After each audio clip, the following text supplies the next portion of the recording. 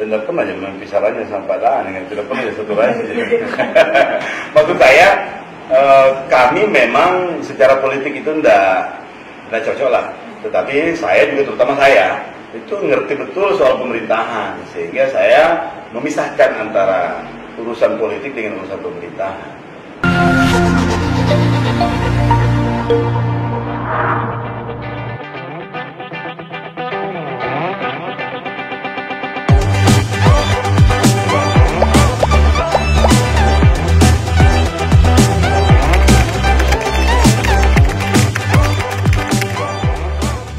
Tahun 91 sampai 97 udah pernah potong rambut.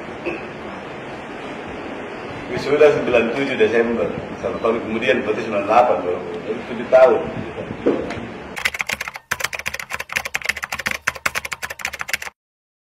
Benar itu kalau itu cuma selesai. Karena 7,5 tahun, kalau tidak dipanggil tidak selesai mak. Kalau tidak didatangi, karena kebetulan saya alhamdulillah ketua himpunan, baru ketua senat, baru ketua senat universitas. Habis itu banyak uang. Jadi tim makin di luar. Nanti setelah mau 8 tahun, kan DO 8 tahun. Didatangi lagi sama WRT gitu hari. Kalau nggak selesai, malu-malu grup itu. Masa ketua senat baru nggak selesai. Gitu. Masuk kampus lagi ke selesai. Alhamdulillah diselesaikan dengan damai. Tapi ada hikmahnya menurut saya, karena S1ku diselesaikan dengan damai. Jadi termotivasi untuk membuktikan. Maksudnya karena masa nanti dibilang orang ini, tidak ada otaknya nih diselesaikan gitu. Saya jadi kuliah S2, S3. Dan saya bertekad untuk tidak sama sekali dibantu. Jadi pokoknya saya mau pakai otak ini S2, S3. Jadi S1 dipakai mendaftar S2, S2 dipakai mendaftar S3, alhamdulillah S3 dipakai melamar orang.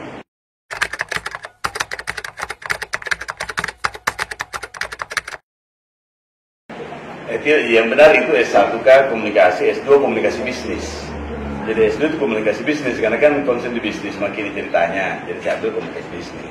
S3 itu kebetulan waktu di DPR provinsi, di DPR kota. Jadi karena sudah di DPR, maka kita merasa butuh pemahaman lebih komprehensif soal kebijakan publik dan soal pemerintahan secara umum lah. Sehingga saya kemudian mengambil kebijakan publik, mau ambilnya supaya ada manfaatnya untuk tugas di DPR dan nanti insya Allah di wali kota.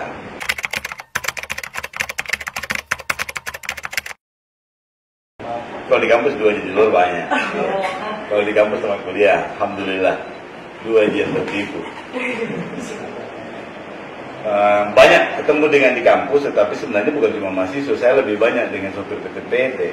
Jadi lebih banyak bergaul malam dengan teman-teman. Ya, tinggal malam di kampus, biasanya sopir PT dan tentunya kalau pasti mahasiswa pasti. Iya.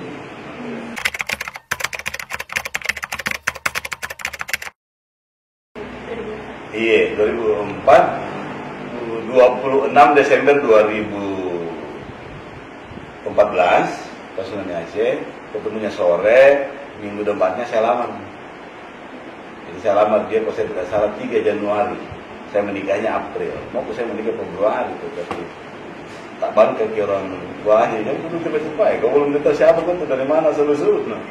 Jadi alhamdulillah di pending dan menikah bulan April. Jadi saya ketemu sama odol-odol itu ya, seminggu lah.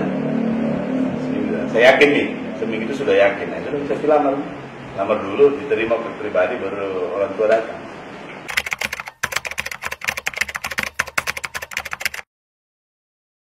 Ada petunjuk dari atas.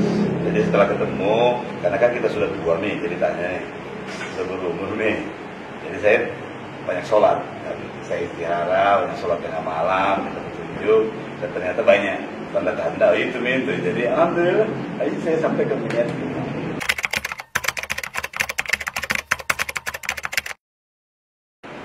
Karakter yang lebih romantis strip itu karena sejak saya menikah, ya alhamdulillah karena pisah, dia di Sengkang, saya di sini.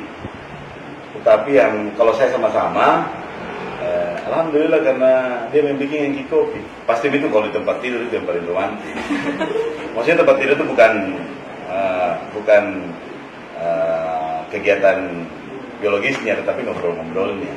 Kadang-kadang kita di tempat tidur karena ruangan kecil, kamar-kamar sendiri, di luar kan mertua. Jadi pasti kita ngobrolnya di kamar tidur, di tempat tidur. Kalau kan satu di lemari, ini jadi di tempat tidur bisa segalanya dibicarakan, segalanya diselesaikan di tempat tidur.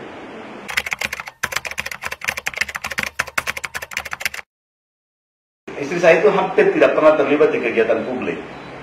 Tetapi kalau saya sudah ketemu dengan istriku, semua masalah publik itu habis bisa selesai nih. Alhamdulillah, jadi dia tempat curhat, dan alhamdulillah karena mungkin tidak pernah terlibat di publik, jadi lebih objektif menilai, tidak ikut, jadi dia tidak baper. Jadi itu enaknya, jadi ada perspektif lain yang saya dapat di keluarga, terutama di istri. Itu soal kehidupan publik saya.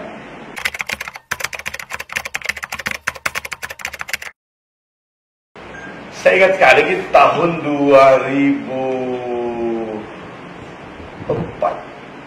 pertama kali waktu saya di PDK.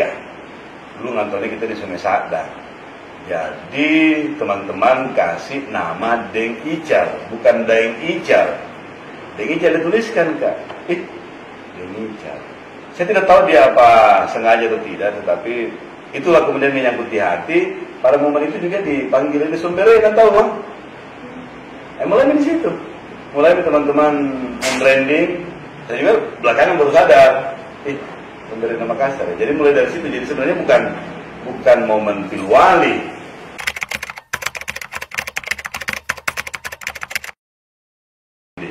Jadi yang membuat saya terinspirasi lah, sebenarnya sih Pak JK.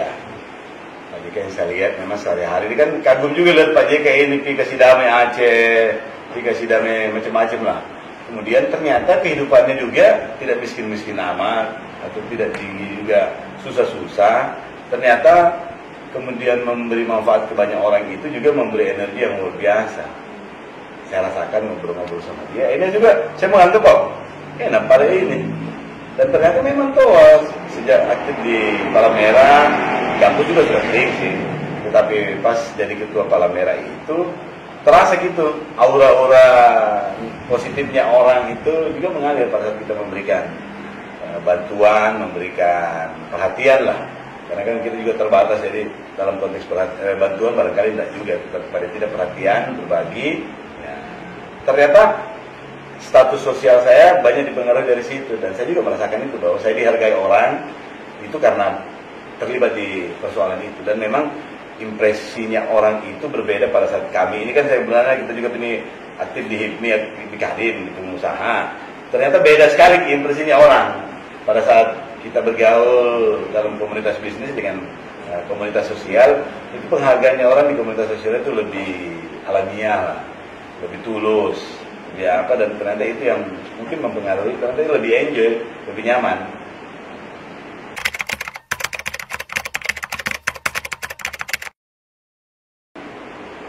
Lain lagi kalau good people itu, karena good people itu adalah masukannya teman-teman. Jadi bukan saya yang bikin. Good people itu akumulasi dari teman-teman, dan memang saya sudah menyerahkan ke tim. Kalau soal politik, ketika kami berkomitmen untuk maju di konsentrasi tertentu, itu saya menyerahkan diri ke teman-teman. Ya, silakan kita mengurus segalanya dalam pengertian, saya tinggal jalan. Dan yang mereka pilih itu selain Sumbernya Makassar itu adalah good people. Jadi saya hakim yang paling apa mereka jelaskan good people itu seperti apa. Tetapi di momen ini saya mau meluncing tentang good people itu yang belum pernah dijelaskan ke orang. Jadi good people itu pada hakikatnya adalah menyatukan harapan bersama, unify our dream, our hope. Jadi good people itu konteksnya adalah bagaimana bisa memberikan manfaat untuk banyak orang. Sebagaimana sabda Rasul itu khairun nas anfa'uhum linnas, saya kira-kira begitu yang diinginkan di good people itu.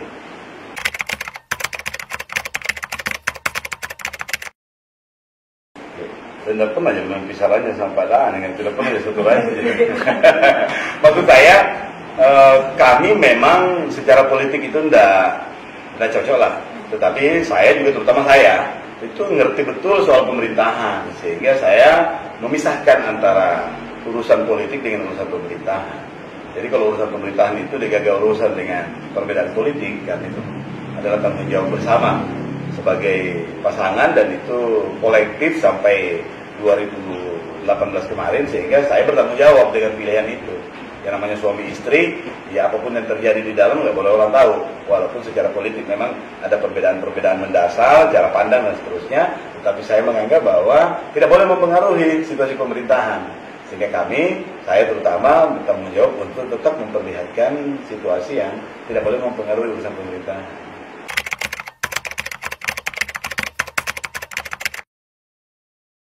Pasti, karena kan saya tahu nih bagaimana rasanya menjadi wakil. Jadi insya Allah wakilku ini saya jamin 100% tidak akan mengalami hal yang saya alami.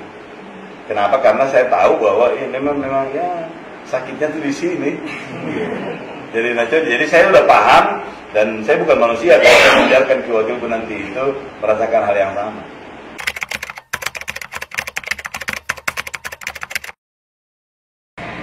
Jadi sebenarnya ini kan belum dibagi masuk di program, tetapi saya mau kasih paling tidak 3 hal. 3 hal itu, yang pertama soal pedestrian, yang kedua itu soal parkir, yang ketiga itu soal ruang terbuka hijau. Ini dulu 3 yang dasar, karena di sini sumbernya dari learning mesin yang kami pakai. Yang 3 ini akan membuat masyarakat menjadi lebih nyaman. Nah, konteks masalah kita hari ini adalah bagaimana memahami bahwa Makassar itu ternyata besar karena partisipasi masyarakatnya. Nanti di program kita coba bedah, tetapi saya mau sampaikan bahwa APBD kita itu Makassar itu 4,4 triliun. Tetapi PDRB atau uang yang berputar lah, PDRB harga konstan dan uang yang berputar di Makassar itu sekitar 165 triliun. Jadi rasionya APBD dengan uang yang berputar itu kira-kira cuma 2,5-2,7%. Sedikit sekali. Seujung kuku ini uangnya pemerintah Kota Makassar ini yang berlaku itu belum dipotong dengan gaji, belum dipotong dengan belanja tidak langsung, belum juga dipotong dengan pasawalan pihak ketiga, belum dipotong juga atau dikurangi inefisiensi penyelenggaraan pemerintahan. Yang harusnya beli spidol 1 karena terlanjur 3 dianggarkan, dibeli 3. Nah, kalau itu dikurangi lagi bisa jadi lebih sedikit. Tapi faktanya kita tumbuh itu 7,4%, bahkan kita pernah tumbuh 9,6%, bahkan di pemerintahan sebelumnya itu pernah tumbuh 11%, 2 digit. Nah, saya mengambil kesimpulan bahwa ternyata ini Makassar, kalau pemerintahnya sadar dengan masalah ini, maka yang mesti dilakukan itu adalah membuat nyaman masyarakat.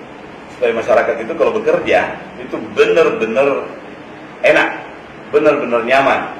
Kalau kita mampu membuat koridor yang kondusif untuk mereka bekerja, bisa jadi hasilnya lebih efisien. Dan di situ saya mau main.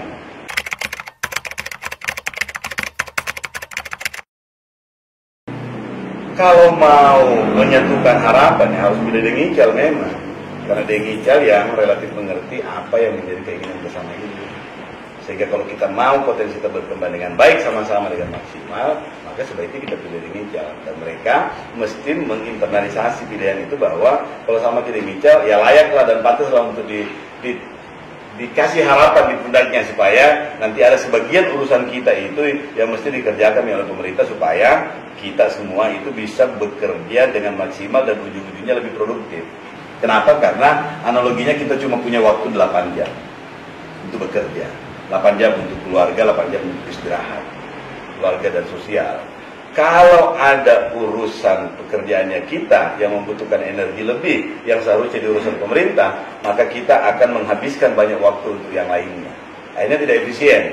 Yang rugi adalah produktivitasnya kita turun. Ruginya itu bukan cuma Anda dan keluarga, bukan cuma kita dan keluarga, tapi pemerintah secara umum, masyarakat semuanya rugi. Nah, pemerintah yang mengambil peran-peran itu supaya energimu cukup untuk memaksimalkan potensimu supaya lebih produktif. Kira-kira asumsi pembangunannya kita.